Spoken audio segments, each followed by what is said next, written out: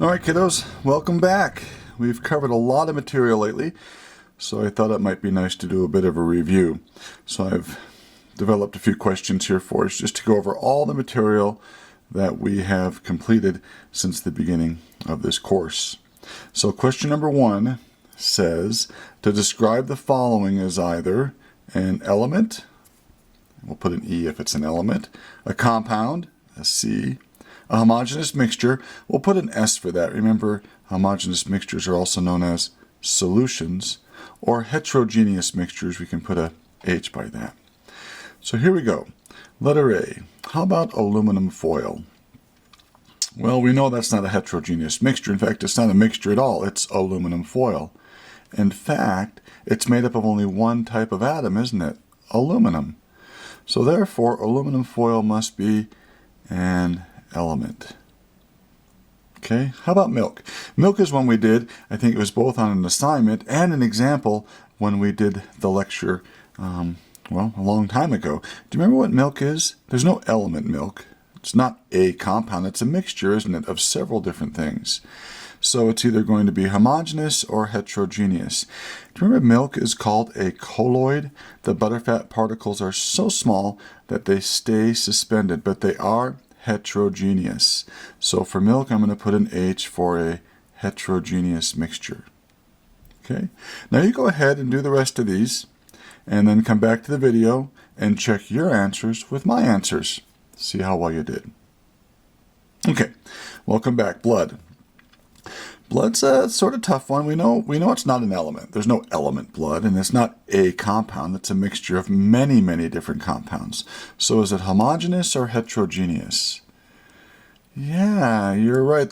We can separate the components of the blood fairly easily, can't we? The red blood cells from the plasma. Yeah, I'm going to call blood a heterogeneous mixture.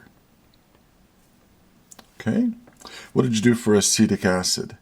Well, it looks like it's several different atoms chemically bonded together. So it's not an element, it's several of them chemically bonded together. We call that a compound. 14 karat gold. Well, if you recall, 24 karat gold is 100% gold. So 14 karat gold must be a mixture. So it's a mixture of different elements, and it's homogeneous. So I'm going to put an S here for solution. 14 karat gold is an alloy. It's a mixture of more than one metal. Brass. Yeah, we did a demonstration where we made brass in class. Remember, it's a homogeneous mixture between zinc and copper. That's right. So that's a homogeneous mixture, so we're going to call that a solution. A leaf from a tree. It's obviously not an element. It's not a compound. It's a mixture of many, many different compounds. Is it homogeneous? Is it uniform throughout? Of course not. There's a solid phase, there's a liquid phase, there's, I'm sure, gas pockets in there. That is definitely a heterogeneous mixture. How about chlorophyll? Boy, look at that molecule. 55 carbon atoms, 72 hydrogen atoms, some oxygens, nitrogen, and magnesium. It's not an element, but it is several elements chemically bonded together, so that's a compound. 24 karat gold? Yeah, that's 100% gold. It's matter made up of one type of element. So gold, kiddos, is an element. Helium? You bet. That's an element as well. In fact, that's one of the elements that you had to learn, isn't it? And air. Air is not an element. There's no element called air. Air is actually a homogeneous mixture of primarily two elements, oxygen and nitrogen. So it's a homogeneous mixture, so we're going to call that a solution. Okay, how did you do on those? All right, well, let's go on to the next question. Chemical and physical properties. Chemical and physical properties. So let's see, if we're dealing with a physical property, we can examine that property and we're not changing the chemical identity of the substance during that. If it's a chemical property, there's the possibility of changing the chemical identity of that substance. So let's see, this Apple Pencil is white. That's the color of this Apple Pencil here. So Did I change the chemical identity of it by determining its color? Of course I didn't. So color is a physical property. Melting. What if I took an ice cube and melted it? Do I change the chemical identity of what the ice cube was made of?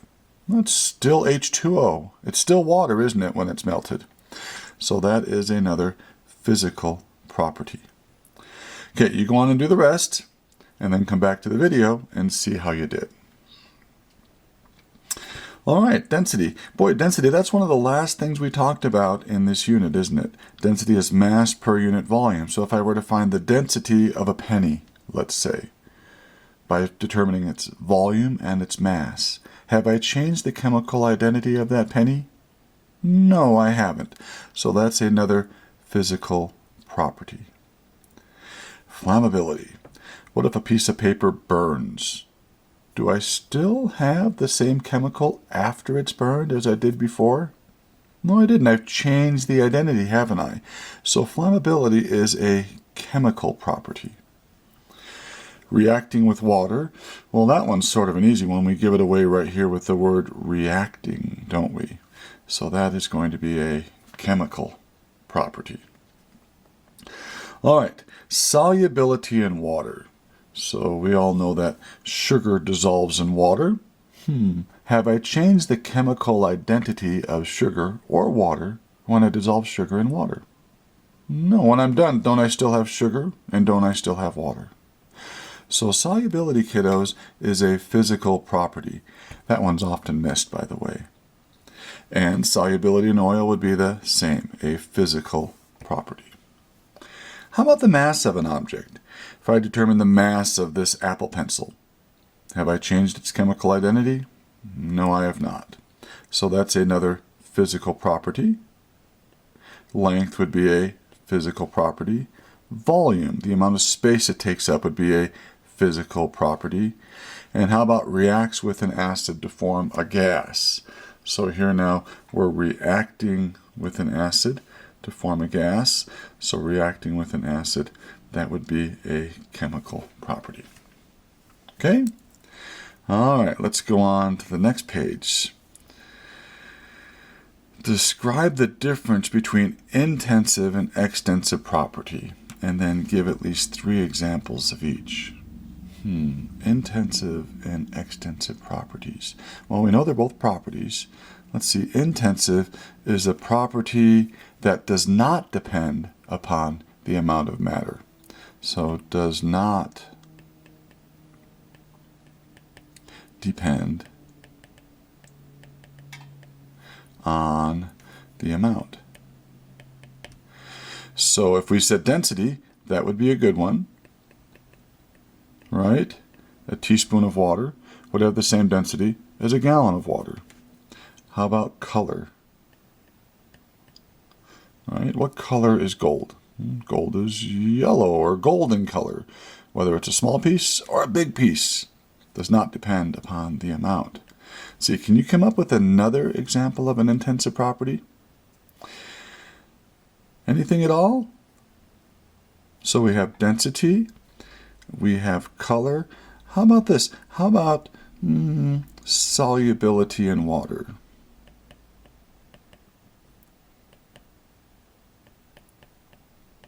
Sure. Would 1 crystal of sugar dissolve in water? Would 20 crystals of sugar dissolve in water? Yeah, I would say that solubility is an intensive property. All right, how about extensive property? An extensive property does depend on the amount of matter. So we should be able to give several examples of that pretty quickly. How about mass? That certainly depends upon how much matter is present. Volume, right? How much space something takes up. So we have mass, we have volume. How about something like length? Yeah. And we gave several other examples in class and on video and on your assignments. So this is just a review. Hopefully you guys remember the difference between intensive and extensive properties. Now number 4 is just a reminder Number 4 here says make sure you know the symbols and proper spelling of the 57 elements listed on, well, it's on page 3 of your notes. That's the page right behind your periodic table. So if I were to just quiz you quickly on just a couple, let's see how you would do. What if I gave you the element symbol Xe? Yeah, you should know that that is xenon, Xenon. What if I gave you the element symbol F? That's right, you would say fluorine, Fluorine. All right. What if I gave you the element symbol tin? Or excuse me, the element name tin. Could you give me the symbol for tin? Yep, that's SN. Remember now, kiddos, if there are 2 letters in an element symbol, the first letter is always uppercase, and the second letter is always lowercase. Let's do an easy one. What if I asked you for the element symbol for nitrogen? If you said N, you'd be doing well. So don't forget, there are about 57 of those. You need to know their properly spelled name and the proper symbol. All right, next up, describe the following as either metals, nonmetals, or metalloids. Oh, and we also have noble gases in here. So we get to check out noble gases. So here we need to use the periodic table. And if you recall, the periodic table, let me try to draw a quick picture of what the periodic table looks like. How am I doing so far? Pretty good? All right. So there's our periodic table. And don't we have this little staircase thing here? Something like that.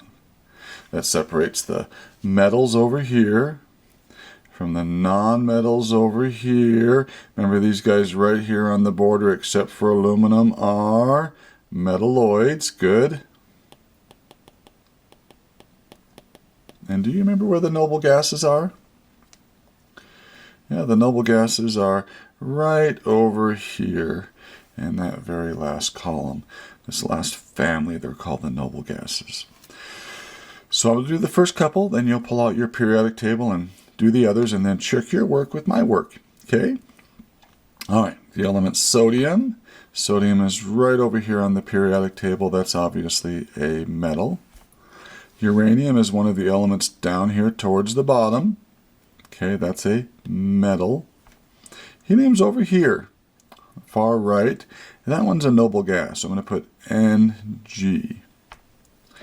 Silicon is right on that staircase, isn't it, kiddos? Did you find it? Yeah, silicon is a metalloid. So we're going to go Md. Carbon is right over here. It's in the non-metal area, Nm. Chromium is right about there. It's a metal. And manganese is not too far from chromium. That's also a metal. Fluorine's right up over here on your periodic table. That's a non-metal. And then germanium, that one is a metalloid, Md. Okay? So, you know what? Let's check really quickly if that one is a metalloid. So we're going to go to our notes here, kiddos. We're going to go to page 3, I think it was. And that's not the periodic table. There it is. And germanium. Yep, germanium, folks, on my periodic table, you can see is right there. Okay, so we're going to call that a metalloid. All right, let's go back to our review paper, and we'll continue now. Now, part 6 says review the scientific method, be able to describe all steps. So go back and review your notes on the scientific method. That's something you've done since elementary school. We're not going to take time during this particular review to do that, so I expect you to do that on your own. Make sure you guys understand the steps involved in the scientific method. All right, number 7. Which of the following sets of measurements are more accurate? Which are more precise? Do you remember the difference between accuracy and precision? So if you remember, accuracy is how close a measurement is to its true value. Precision is how close a set of measurements are to each other. So let's take a look at number 1. 8.76, 8.82, 8.70. Let's see what the average of that one is, okay? 8.76 plus 8.82 plus 8.70. We'll divide that by 3 to get the average. I get 8.76 as an average. So the average for this one is right on 8.76. Man, that's actually what the true value is. I think that that particular set of measurements is very, very accurate. Now, is it precise? Well, let's see. That's right on. This is a little bit higher, 0.606 higher, and this is a bit lower, 0.06 lower, so this is about plus or minus 0.06. I'm not going to say that that's very precise, but it is accurate. All right, how about precision? Well, let's see, 8.53, 8.54, 8.53. You guys can see without your calculator, the average is really close to 8.53. That is not accurate. However, isn't there very little deviation between the high and the low? In fact, all of these are within 1/100th of a centimeter of each other. So I would say that this measurement here is precise, but not accurate. All right, the last question for this part of the review is just a quick sig fig question. So let's see if we can do this. How many sig figs are in the following measurements? So the first one is 0.00456 meters. Now remember, if I can write it in scientific form without those zeros, that means they're not significant. So can't I write this as, let me cross off the word pens here, can't I write this as 4.56 times 10 to the negative third? Yeah, and so those zeros are not important. So I have 1, 2, 3 significant figures for letter A. You try to do B, C, D, and E. All right, letter B. Can't I write 100 grams as 1 times 10 to the second? I only have one significant figure there, don't I? Those zeros are placeholders. Now, what if I said 100 with a decimal point after that last zero? Then that would tell me that the zero beside that decimal point is significant, so that would have 3 sig figs. But 100 as it's written here only has one sig fig, kiddos. Okay, 100.0 grams I'd have to write as 1.000 times 10 to the second.